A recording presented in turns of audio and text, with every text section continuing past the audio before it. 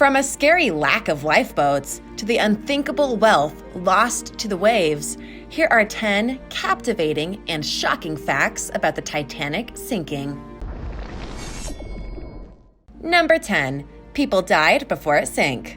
Something you might not know about the Titanic is that people died on it before it even sailed. Believe it or not, the Titanic was basically a death trap during its construction. It took 26 months to build this monster, with construction going on at the Harland and Wolff shipyard in Belfast, Northern Ireland. Fun fact, the site of the construction of the Titanic was actually just a short walk from where they filmed Game of Thrones. But in any case, during the construction, there was an estimated 28 serious incidents, 218 minor incidents, and at least 8 workers killed. Wow. Oddly enough, there were less deaths than expected. They had originally anticipated 1 death for each 1,000 British pounds spent. Because the Titanic cost 1.5 million British pounds, they had originally anticipated 15 fatal accidents. Wow again. As for the causes of these deaths, most of the people were killed by injuries they sustained from falling either from the ship itself or from the scaffolding surrounding it. And to make things worse,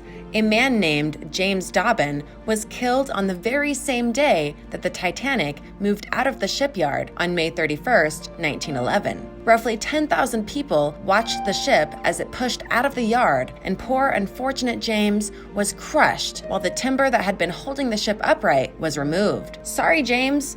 Number 9. Famous passengers. There was no shortage of royalty on the Titanic, with some of them surviving and some of them falling victim to the ship as it sank. It's no secret that some of the wealthiest people of the time boarded the Titanic for its maiden voyage. The total wealth of the passengers in first class was estimated to be about 500 million, with about 87 million belonging to a man named John Jacob Astor IV. This guy was by far the richest passenger on board. He was a real estate developer with a fortune, and he boarded the boat with his pregnant wife. According to some of the eyewitnesses and biography.com, this man actually clung to the side of a raft to try and stay alive, but his body froze in the sub-freezing temperatures and he drowned. After rescuers recovered his body, they reportedly found $2,400 on his person, which was a lot of money for the time. There were some other famous people as well. A woman named Molly Brown was an American socialite and married to a rich man in the mining business. She did survive the accident and was actually portrayed in the 1997 movie by Kathy Bates. Another famous person was the captain. Captain Edward John Smith was a huge point of controversy after the Titanic sank, as most of the people blamed him for its demise. And, like a captain should, he did indeed go down with the ship. The final person was a high-ranking official with the White Star Line and an English businessman named J. Bruce Ismay. He jumped into the final lifeboat that was lowered into the ocean 20 minutes before the Titanic sank, and for the rest of his life, he was known as the coward of the Titanic. Some people said he was to blame for its sinking, and he was labeled a coward for stealing the last spot on the lifeboat when women and children were supposed to have been evacuated first. Way to go, Bruce. Hey, real quick, if you're new to the channel, welcome. Give this video a like and hit that subscribe button for more videos like these. Number 8.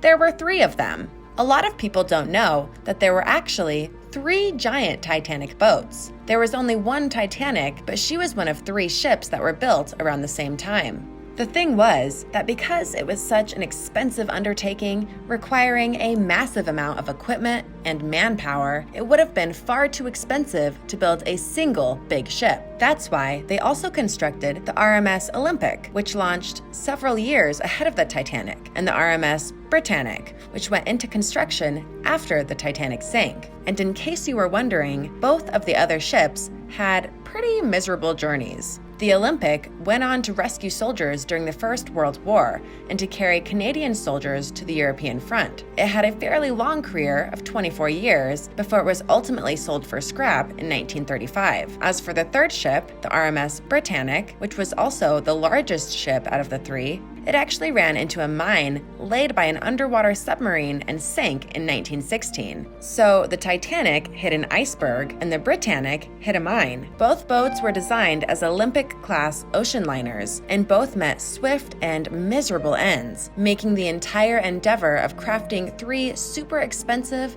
and ridiculously large boats kind of a waste of time. Imagine putting in all that work just to have 2 of the boats sink almost immediately. Number 7, the boat wasn't full. There are going to be a lot of numbers coming at you right now. Just a heads up. Just to imagine how large the Titanic was, it had 840 staterooms. The freight and passenger baggage weighed 900 tons. It had 29 triple furnace boilers, 162 coal-burning furnaces, 10 decks, 3 engines, and 10,000 light bulbs. This was an enormous vessel, and when it crashed, it could have been a lot worse. As the biggest man-made object of the time that could move, the Titanic had a lot of passengers, but there was room for more. When it sank in 1912, there were about 2,200 people on board. The maximum capacity was 3,500. That means that there could have been another 1,000 people aboard the ship when it sank, adding to its already steep fatality count. At the time of its sinking, there were 908 crew members, 324 passengers in first class, 284 passengers in second class, and 709 passengers in third class. Somewhere between 1,490 and 1,635 of those people died as the ship sank. But the numbers could have been significantly higher if they had filled the Titanic to capacity. Luckily, they did not. Number 6.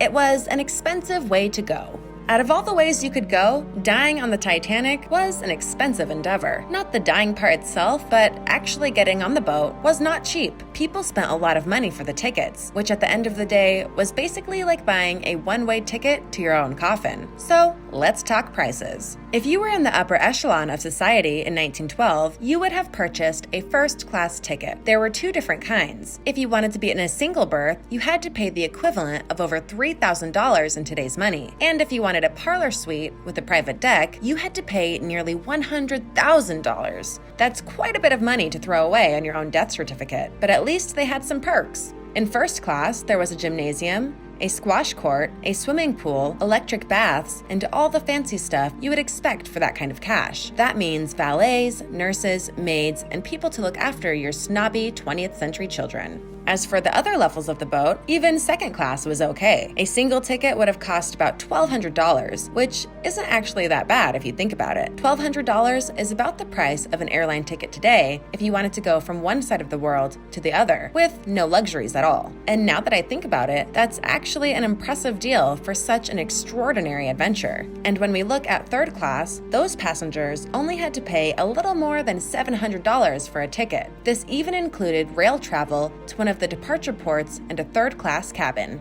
Number 5. A lot of mail was lost. Everyone knows the Titanic, but nobody knows what it actually was. First, what do you think RMS Titanic stands for? It stands for Royal Mail Ship, or Royal Mail Streamer. I actually didn't know that. Did you? Tell me how smart you are in the comments. The Titanic was actually contracted to carry mail across the ocean. Make no mistake, the Titanic was a glorified mailman. It just so happened to have a bunch of wealthy passengers to offset some of the costs, and to be more extravagant. On board, you would have found a post office and a mailroom on decks F and G. According to the Postal Museum, there were 5 postal workers tasked with sorting the ridiculous amount of mail that had been brought on the ship. In total, there were 3,364 bags of mail, and that doesn't count any of the letters that were posted on the ship by the passengers or the crew. But here's where things get weird. When the ship hit the iceberg, the mailroom began to flood, and then the postal workers, who must have really loved their jobs, fought tirelessly to try and get all the registered mail to the upper decks, in hopes of saving them. Of course, none of the mail was saved, and unfortunately, the 5 postal workers all perished when the Titanic sank. There is now a memorial to those 5 workers situated in the Southampton, where the Titanic originally departed from. Part of the memorial reads, "Steadfast in peril, in memory of the brave postal workers who diligently stuck to their duties until the very end." Number 4, they forgot lifeboat drills. The Titanic missed some very important safety drills, which I'm sure lessons have been learned now to ensure nothing like this ever happens again. Specifically, a lifeboat drill scheduled for just before the boat sank was called off unexpectedly. There's been a lot of speculation over the years as to whether this would have made a difference or not. The boat would have sank anyway, but perhaps there would have been a little more order when people were rushing to get on the lifeboats. So as far as the story goes, Captain Edward Smith was supposed to have a lifeboat drill, but decided to deliver a Sunday service instead. That night, the ship sank.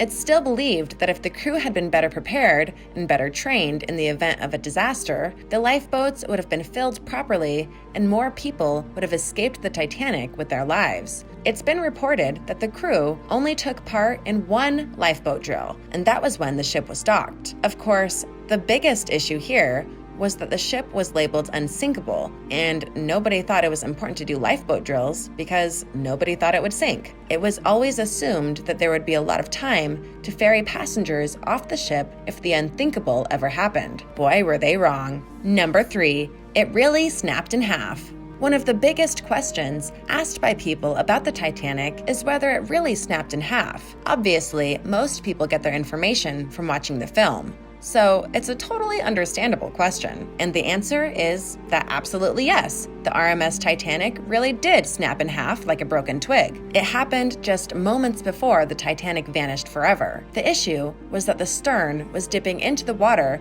quite a bit, and so the bow section had a serious weight distribution problem. Basically, the boat had its nose in the water with its rear end in the sky, and all that weight caused the boat to snap. It started with the ship's lights going out at roughly 2:18 a.m. Everything was plunged into complete darkness. Nobody would have been able to see a thing, but everyone would have heard the rumbling and the screeching as the ship began to break.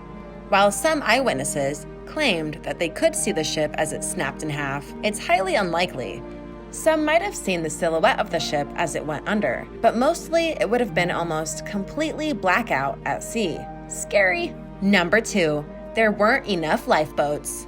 We have to circle back to the lifeboats once more. We already know that they skipped lifeboat drills, which likely resulted in people losing their lives. But even more negligent than not checking the lifeboats was the fact that the Titanic didn't even have enough lifeboats. At the time of its sailing, the Titanic only carried 20 lifeboats. That was only enough for 1,178 people to escape in case of an accident. However, the boat was initially designed with the capacity of at least 32 lifeboats. The reason the Titanic did not have enough life-saving escape pods on board to rescue every passenger was because management thought the deck would have looked too messy and too cluttered.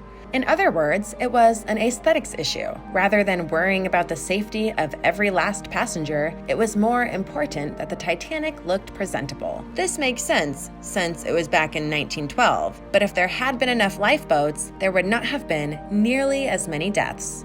Number 1.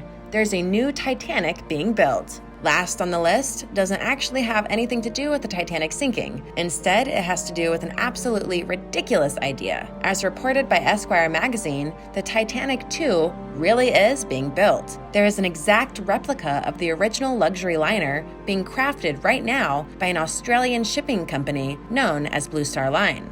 It's even set to take the exact same route that the original vessel went on when it sank. The company behind the creation is owned by an Australian billionaire, and the company said in 2012 that they were indeed building the Titanic 2. However, a few years ago, the project hit money troubles and the plans were temporarily put on hold. But in 2018, work resumed, and it's now estimated that the maiden voyage of the new Titanic will be in 2022. But here we have a bunch of problems. First, it's being built in China. If everything I have ever bought from Walmart is any indication, nobody should board the Chinese-built Titanic.